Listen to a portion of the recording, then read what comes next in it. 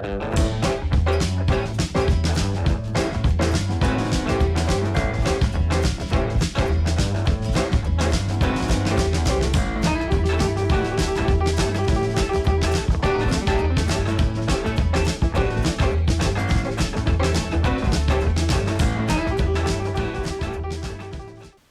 and welcome to the next episode of The Prop House. In this episode, we're going to try our best to make a coffee table out of some wood I found. So, let's get started.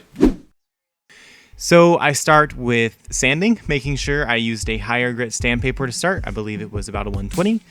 And sanded the whole thing all around, especially the edges, because if I'm not mistaken, the sides of the wood will soak in the stain more. I could be incorrect on that, but that's what I believe to be true. So this was a piece of wood I found, and as soon as I saw it, I really liked it for a table, but I wanted to stain it, and as you'll see, the plan of a table kind of fell apart after a little while, but as my first ever stain on a piece of wood, I'm really proud of it. I think the color, I really love the color of it, and I just couldn't be happier with how the stain itself came out. Now, something that I wanted to do with the stain is there were some, especially on the ends of the piece of wood, there are some indentions and stuff like that, and I wanted to make sure I got a decent amount of stain in it, but I did want some of those areas to be a little lighter to add a bit of detail and depth to the wood. I didn't want it to all be super just one color. You know, you want a little bit of interest, especially when I was first working on this. I imagined it being a form of coffee table of some sort, so you don't want it to just be all one color, especially with the legs that I had bought for it. They were black, so you know, you're not going to get any colors from there. So something small that I attempted, and I'm fairly happy with how it turned out.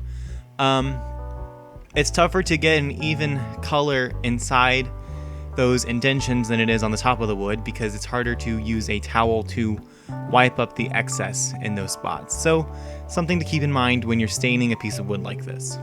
So let's talk about a lesson I learned this episode. So this is a fairly simple project in the end. It mainly just ended up being sanding and staining, but something I learned from staining: stain flings off of a brush extremely easily. I made a huge mess all over the place just by brushing the stain onto the wood. As you can see, I got all over my desk. You can see it against the wall, but the floor was the worst spot in the end. A lot of stain fell on it. Luckily, I have not had any issue getting stain out of my clothes as long as you rinse the area, the affected area quickly. But it doesn't come off the concrete floor as easily as you might hope. I've even tried mopping it, and it just isn't coming up now. But it's not coming off the floor onto your shoes or anything, so it's not a massive issue in the end because, well, it is a workshop. But I did want to warn you, just in case you try staining something at home, to be careful. So it was at this point in the project, in between the top and the bottom, that we realized it was just too skinny to become a coffee table. If it was probably double the width, then I think it would be absolutely perfect, and I wish it was like that because I just love this idea so much. But I showed it to my dad, and he said, well, this is a perfect dobo, I think is what it's called. I'm just gonna call it a decorative bowl for a table. I guess you put like those little wicker balls in, or a fruit, or I guess jars or something along those lines in it. And it was something that he actually really liked the idea of too. So I went full force on that. I was like, let's do it. Because that's the reality of projects, especially something I can show on my channel, is sometimes mid-project, it changes completely. And it can be annoying sometimes, especially when something doesn't work out.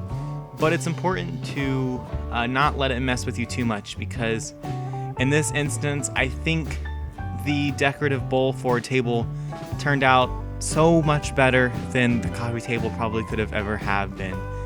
I was very worried about the legs working on this, and it is a little annoying that I purchased the legs before we discovered this, but I'll use them for something else, you know?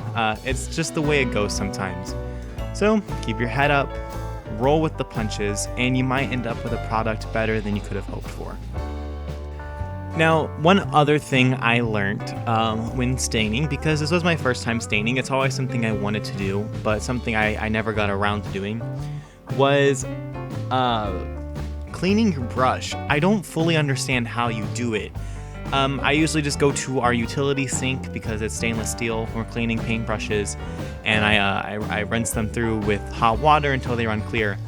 I did that with this, and it did run clear, but the brush is much stiffer. You're supposed to use, I believe, natural fibers, and I think I did for this. It's not a plastic. The fibers don't feel plastic with this brush, but I could be incorrect on that one.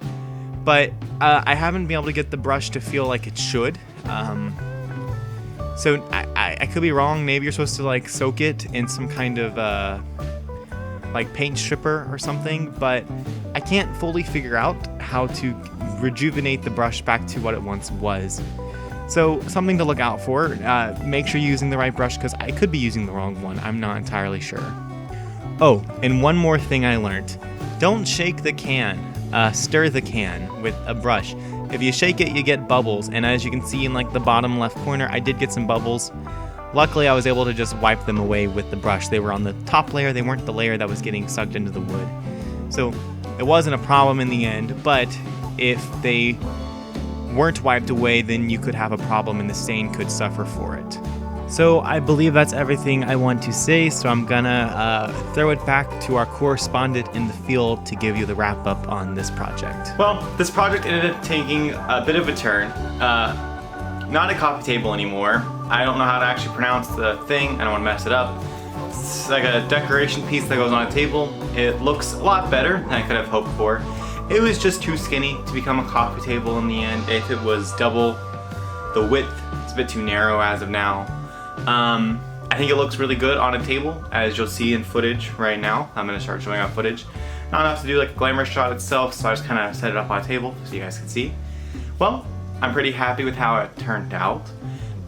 One of my first items to have been sold for any sort of reason. Thanks for watching.